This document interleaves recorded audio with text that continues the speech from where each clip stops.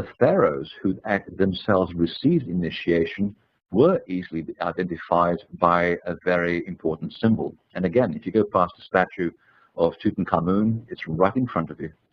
The symbol of initiation is marked by the serpent and the vulture, strategically placed on the brow, or as I should mention, the third eye. And it symbolizes several things. For one thing, the serpent, of course, is a symbol of harnessing the earth energies, because we've always described the meandering earth energies or the telluric currents as serpent lines.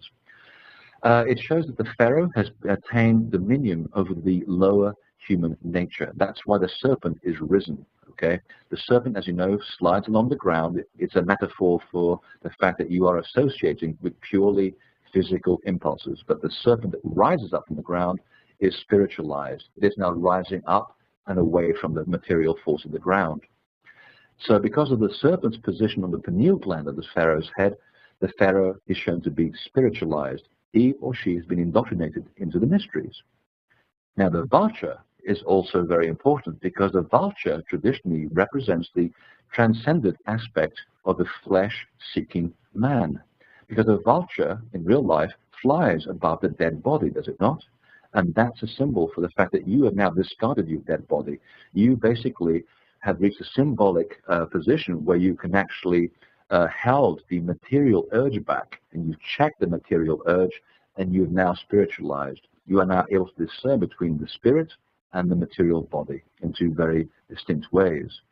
So it's not very dissimilar to the red ochre circle that is painted on the third eyebrow of Hindu practitioners as well, because it would almost be kind of silly to walk around every day with a serpent and a vulture on your forehead.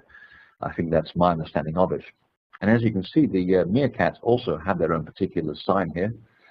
They have a red tongue, which signifies that they too have been indoctrinated into the mysteries. Oh, those long days of autumn in Maine, what can I say?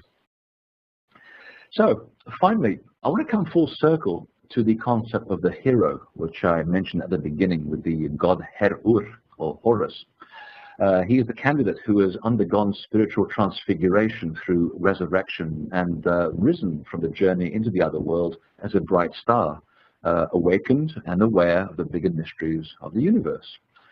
And the original hero of the transfiguration of the soul, of course, is his father Osiris. And he's a man who basically shed his material connection with the body, resurrected as a bright star, and became like a god. He is essentially the very personification of the god man. And as the hero of his personal ritual, he basically comes to preside over the entrance to a place called Seket Yanu. It literally means paradise in Egyptian, or as they call it over there, it's called the field of reeds. So because Osiris has gone through this process of initiation, he's left the body, he's basically be able to come back and reach the stars. He has reached the place of paradise. And this is what the Templars were talking about, that they want to come into the joys of paradise through this secret initiation for which so many gave up their lives and would not reveal. They were following this Osirian concept. Now, the funny thing is that Osiris happens to share many similarities with another later hero called, yes, Jesus Christ. And my apologies for that wonderful pun, by the way.